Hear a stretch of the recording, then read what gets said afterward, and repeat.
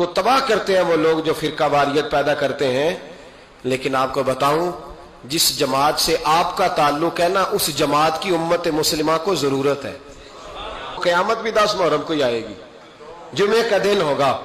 تو میں آج دل کو حاضر ناظر رکھ کے اپنی طبیعت کو حاضر پا کے باشعور آپ کو کہہ رہا ہوں, جاگ کے سننا خدا کا واسطہ.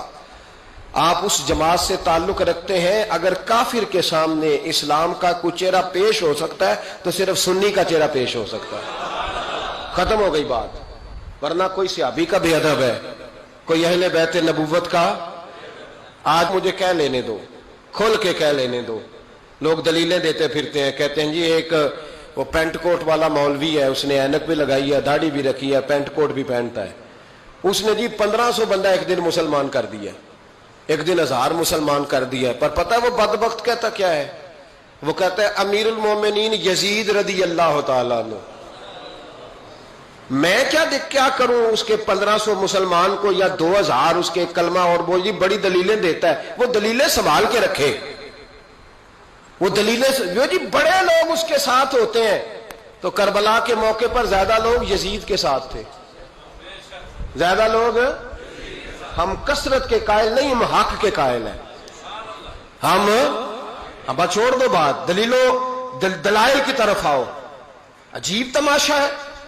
اور ایک مولوی صاحب اس کی حمایت کر رہے تھے, کہتے نہیں بندہ ٹھیک ہے, وہ بھول گیا تھا, اصل میں قصور عبید اللہ ابن زیاد کا تھا, اصل میں غلطی عمر بن سعد کی تھی, تو یزید کو زیادہ الزام نہیں دینا چاہیے. میں نے کہا بڑی تمہاری قریبی رشتہ داری ہے یزید کے ساتھ, تو اللہ سے دعا کیوں نہیں مانگتے کہ تمہارا حشر یزید کے ساتھ کرے؟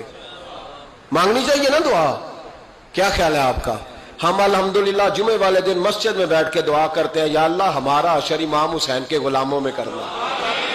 تو بھی کرنا جرت کر, جرت ہماری جرت دیکھ. ہم یہ نہیں کہتے ان کے ساتھ کر, ہم کہتے ہیں یا اللہ ہمارا حشر ان کے.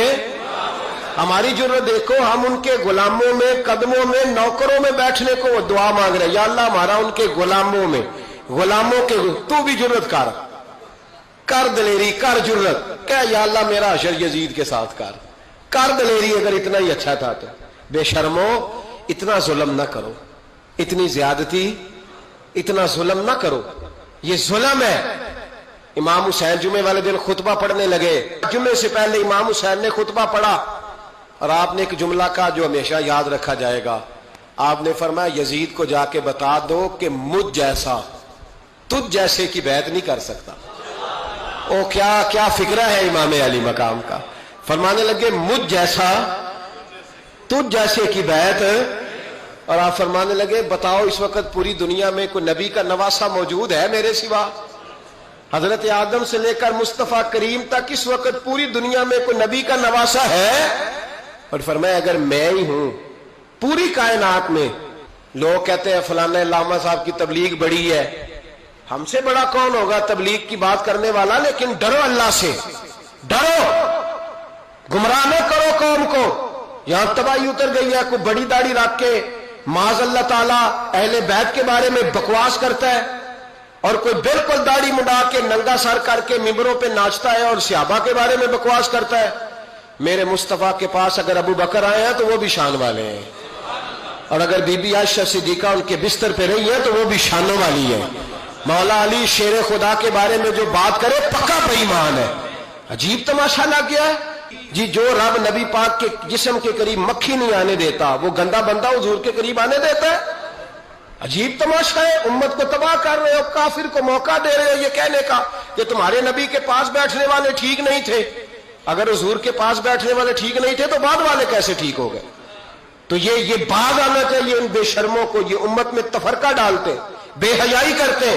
سنو اور یاد رکھو, حضرت امام حسین نے خطبہ پڑھا نا جب جمعے والے دن, فرمایا مجھے پہچانو تو میں کون ہوں؟ تو عمر بن سعد بولا, پکے نمازی بولے. عمر بن سعد کہنے لگا حسین جلدی کر, ہمارا جمعہ لیٹ ہو رہا ہے. بلے ہو نمازیو, جلدی کر ہمارا. آئے ہائے کیا نماز ہے. یعنی نبی پاک کے نواسے کو شہید کریں گے اور شہادت کے بعد جمعہ پڑھیں گے اور نماز میں کہیں گے اللہم صلی علی محمد و علی آل محمد. ان کو شہید کر کے قتل کر کے جمعے کا خطبہ دیا جا رہا ہے اور نماز پڑھی جا رہی ہے اللہم صلی علی محمد وعلی. تو میرا سنی بڑا بھولا ہے، کہتا ہے جی وہ زیادہ نمازیں پڑھتے ہیں. تو زیادہ نمازیں تو عمر بن سعد بھی پڑھتا تھا. تو بھولا او خدا کے دیکھے نا، جتنی نماز کی اخلاق کی بات شاید میں کرتا ہوں، آپ کو جماعت میں کم لوگ ملیں گے، لیکن یاد رکھنا نماز عقیدہ نہیں، روزہ عقیدہ نہیں. عقیدہ حسین ہے، عقیدہ حسن ہے، عقیدہ علی ہے، عقیدہ عثمان غنی ہے، عقیدہ عمر فاروق ہے. میں اس شخص کو کیا کروں؟ مجھے اس شخص کی کیا ضرورت ہے جو ممبر پہ بیٹھ کے کہتا ہے حسین ابن علی باغی تھے؟ وہ شخص، اس کی نماز روزہ حج زکات دیکھا جائے گا. آؤ قرآن مجید سورہ شورا آیت نمبر 23، گھر جا کے قرآن مجید کھولو، یہ والی آیتیں بھی پڑھا کرو، یہ والی بھی کھولا کرو. صحابہ جمع ہو کے نبی پاک کے پاس آئے، عرض کی یا رسول اللہ صلی اللہ علیہ وسلم آپ کے خرچے زیادہ ہیں، آمدن کا ذریعہ کوئی نہیں. جس طرح آج لوگ ہر پیر صاحب سے نہیں پوچھ رہے، علامہ صاحب سے، کہ آپ کام کوئی نہیں کرتے، کپڑے پھر بھی سفید پہنتے ہیں، کیا ذرائع آمدن ہے، پھر بھی آپ گاڑی میں گھومتے ہیں. ہمارا تو پروگرام تھا مولوی بھوکا مر جائے، پر اس کے پاس آتے ہیں تو یہ تازی چائے پلاتا ہے. کیا مطلب، کس طرح کا رویہ ہے؟ صحابہ کے بار وہ یہ نہیں سوچتے تھے آتے کام، وہ کہتے تھے آگے بڑھ کے حصہ ڈالے. وہ سارے آگے بڑھے، کہا یا رسول اللہ صلی اللہ علیہ وسلم اخراجات زیادہ ہیں، ذرائع آمدن بظاہر کوئی نہیں، نذرانوں پہ اعتراض نہ کیا کرو. نذرانہ دینا نبی پاک کی سنت ہے، نذرانہ قبول کر لینا نبی پاک کی، بولو، حضور کی سنت ہے. تو صحابہ جمع ہو کے آئے، ایک جگہ پہ میٹنگ کی، کہا تھوڑے سے پیسے ہر مہینے پیش کریں گے. تو حضور سے بات کون کرے گا پیسوں کی؟ کہا ہم نے نہیں کرنی، نبی پاک کے چچا جناب عباس کریں گے.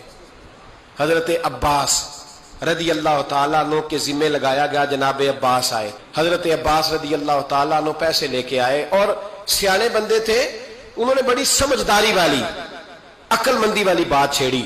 یہ نہیں کہا کہ حضور ہم یہ نذرانہ دیں گے. کہنے لگے یا رسول اللہ ہمیں پتہ ہے آپ کی مذہبی مصروفیت اتنی ہے کہ آپ کو ٹائم نہیں ملتا کاروبار کرنے کا، اگر آپ کام کریں گے تو پھر آپ کس طرح کر کے دین کا کام ہو سکے گا. اور یا رسول اللہ آپ نے جو ہمارے لیے کیا ہے اس کا ہم بدلہ نہیں دے سکتے، ایک حرف کا بدلہ نہیں دے سکتے.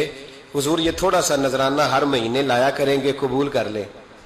نبی پاک کے سامنے رکھا ہی تھا کہ اللہ کا قرآن بول پڑا، کا کل لا اسألکم علیہ اجرا، محبوب ان سے فرما دو کہ میں نے تمہارے لیے بڑی تکلیف سہی ہے، پر میں تم سے کوئی اجر نہیں مانگتا، تم سے کوئی اجر نہیں مانگتا. ہاں اگر تم نے کچھ کرنا ہے الا المودۃ فی القربى، تو میرے قریبیوں سے پیار کرتے رہنا، میری ختیجہ سے پیار کرنا، میری عائشہ کا ادب کرنا، میرے قریبیوں کا احترام کرنا. یا رسول اللہ ازواج تو گھر میں ہے ہی، قریبی کوئی اور بھی خاص ہے جس کا ادب کرنا ہے؟ تو نبی پاک نے فرمایا ہاں علی، فاطمہ، علی اور فاطمہ کی اولاد.